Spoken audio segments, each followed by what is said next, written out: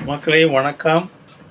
அதாவது ஒரு சின்ன விஷயத்துக்காக ஒரு சின்ன விஷயத்த உங்கள் கவனத்துக்கு கொண்டு வரணுங்கிறதுக்காக ஒரு சின்ன பதிவுங்க இது. வேறு எதுவும் இல்லை, இது ஒன்றும் பெரிய விஷயம்லாம் இல்லை. நீங்கள் அன்றாட டிவியில் பார்க்குறது, மீடியாக்களில் இப்போ கேட்குறதுல தான் நான் உங்களுக்கு இப்போ இந்த பதிவில் சொல்லியிருக்கேன். என்ன விஷயம்?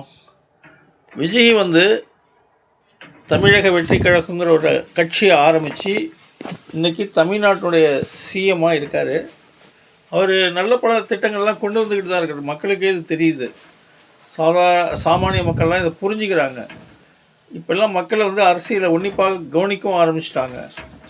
ஆனால் இதெல்லாம் பொறுத்துக்க முடியாத சில சுயநலக்காரர்கள், அதாவது அந்த சுயநலக்காரர்கள் யாருங்கிறதையும் சொல்லிடுறேன், நல்லா கேட்டுங்க. ரஜினி வந்து கிட்டத்தட்ட 20-25 வருஷமாக நான் அரசியலுக்கு வரேன், நான் கட்சி ஆரம்பிக்கிறேன் அப்படின்னு சொல்லிட்டு அவர் உச்சத்தில் இருந்தப்போ கூட சொல்லிட்டு தான் இருந்தார், தவிர அரசியலுக்கு அவர் வரல. அவரை வராமல் செய்கிறதுக்கான வேலைகளையும் திமுக அப்பையும் செஞ்சுது. அடுத்தது இப்போ வந்து கேப்டன் வந்தார். எல்லாம் எவ்வளோ பேர் வந்துட்டு போயிட்டாங்க. இன்றைக்கி வந்து ஜெயிச்சு ஒரு தமிழ்நாட்டின் முதலமைச்சராகி சட்டசபையில் கூட நல்ல விதமாக ஒரு ஆட்சியை கொடுத்துக்கிட்டு இருக்க ஒரு தலைவர் வந்து விஜய் தான். அதை வந்து யாராலையுமே மாற்ற முடியாது. அது ஒரு பெரிய சரித்திரம், ஒரு ரெக்கார்டுன்னு சொல்லலாம், ஒரு சாதனைன்னு சொல்லலாம். ஆனால் என்ன நடந்திருக்கு பாருங்கள். இவர் கட்சிக்கு வந்த பிறகு, இவர் ஆட்சிக்கு வந்த பிறகு இதெல்லாம் பார்த்து பொறாமைப்படக்கூடிய சில நபர்கள் இருக்காங்க இல்லையா? அதாவது வயிற்றெரிச்சலை கொட்டிக்கிற சில பேர் மக்களுக்கு, அவங்களும் நல்லது செய்ய மாட்டாங்க. மக்களுக்கு உதவி செய்யணும், அவங்களுக்கு ஏதாச்சும் செய்யணும்னு நினைக்கிறவங்களே செய்ய விடுறது இல்லை. இதுதானே அரசியல். இதை நீங்கள் நல்லா உன்னிப்பாக கவனிங்க மக்களே. நீங்கள் வந்து ஓட்டு போட்டு தேர்ந்தெடுத்துக்கப்பட்ட ஒரு முதல்வர், அவர் வந்து தேர்தல் டைத்தில் நிறைய வாக்குறுதிகள் கொடுத்துருக்காரு. யாருமே இதை இல்லைன்னு சொல்லலை.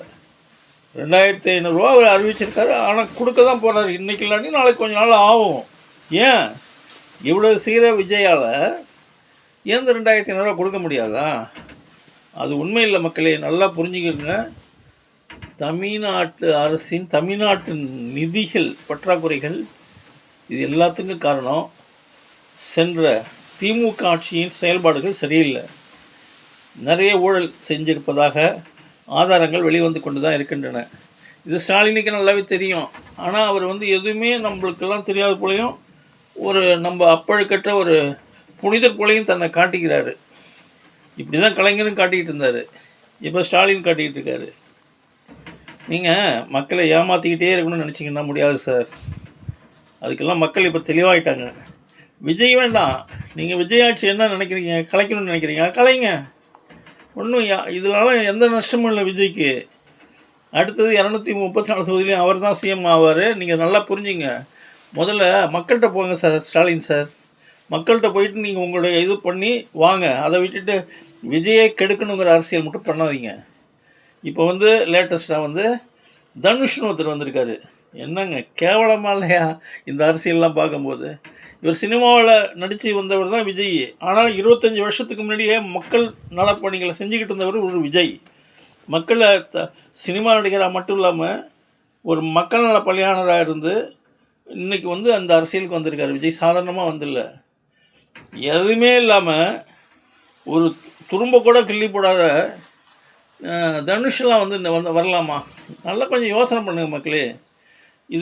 இவங்களை போலவங்களுக்கெல்லாம் நீங்கள் சுயநலக்காரர்கள், இவங்க வந்து இதை வந்து ஏதோ ஒரு காரணத்தை வச்சா இவங்க அரசியலுக்கு வரணும், அதாவது விஜயை வந்து கெடுக்கணுங்க. அதுக்கு என்னென்ன செய்யணுமோ அதை மொத்த வேலையும் திமுக செஞ்சுக்கிட்டு இருக்கு. தயவுசெய்து மக்களே தெளிவாக இருங்க.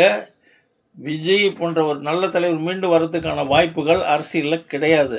அப்படியே நீங்கள் தவற விட்டுட்டிங்கன்னா நீங்கள் காலகாலத்துக்கு கொத்தொடுமைகளாக இருந்து கொண்டு இவனு ஆட்சியில் உட்காந்துட்டானோ, இவனு அதிகாரத்தில் உட்காந்துட்டானோன்னா நீங்கள் கை கட்டி அவங்கள்ட்ட கூலி வாங்கிட்டு தான் இருக்கணும். அதை நல்லா புரிஞ்சுங்க. நான் தெளிவாக சொல்கிறோம். இந்த ஆட்சி நலம்பெற தாவே காட்சி, விஜய் ஆட்சி நல்லா போயிட்டுருக்கு. அதனால் இதை நீங்கள் நல்லா புரிஞ்சுங்க. அவருக்கு அந்த கட்சிக்கு நீங்கள் நல்லா சப்போர்ட் பண்ணுங்கள், விஜய்க்கு சப்போர்ட் பண்ணுங்கள். அவர் கொடுத்த வாக்குறுதி எல்லாம் உண்மை ஒன்றா காப்பாற்றிக்கிட்டு வருவார், கொடுப்பார்.